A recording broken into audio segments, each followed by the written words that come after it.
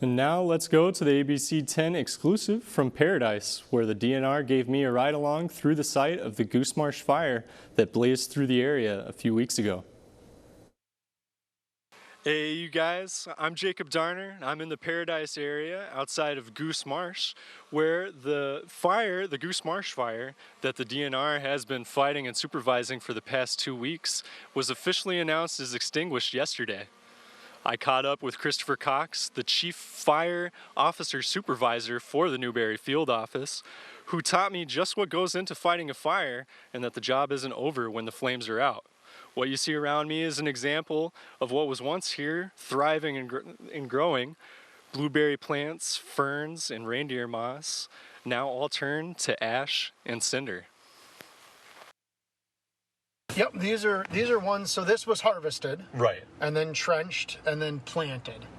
And so now that we had a fire, we're going to have to go through and do what's called interplanting. We'll have to figure out how many more trees we're going to need, because you're going to have definite death, and it's kind of, you can see some of these areas, like this one, you can see there's a green one up there that's untouched. Yeah. So you've got areas and you've got pockets that are going to be just fine.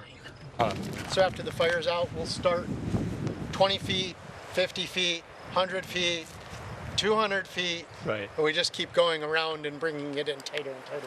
The fire started a couple weeks ago on a Tuesday evening, and we were called in that night. We got a dozer line all the way around the fire and put in some control lines, started the process of mop up, continued it all day the next day, and then continued after that until now.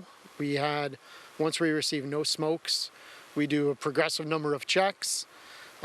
We ended up with a rain ending event, which was just over 1 3/4 inches of rain. And so yesterday would have been the 29th, we declared the Goose Marsh fire out. What would you say is the ratio between, fighting fires like this one or, coming in and starting like a controlled burn? Do you do a lot of that up here? We do some. We've got one burn. Our windows are very tight. Right. To have the correct parameters, the correct winds, the correct wind speeds. Yeah. If you've got a house, you've got to mitigate that smoke. Right. So you've got to make sure you're going to have that smoke lift above or go in a different direction. And at the same time, you have to have enough wind to push the fire that you want, to create a good burn to get the effect you want. Right. We're not burning to burn, we're burning for a specific reason. Exactly. So if we're burning for a maintenance opening for wildlife, there's some burns for parks for snakes. So we have to burn in a particular pattern. We do drop ignition, so we're just going to put a drop of fire, walk another 15, 20 feet, put a little more drop of fire. And we do that because it allows the snakes a chance to move out of the way. We're burning for the snakes, so we don't want to burn up the snakes. Right. We want to do it in such a way that they can get out to safety, but at the same time, they need that forest understory layer to be cleaned out. Right.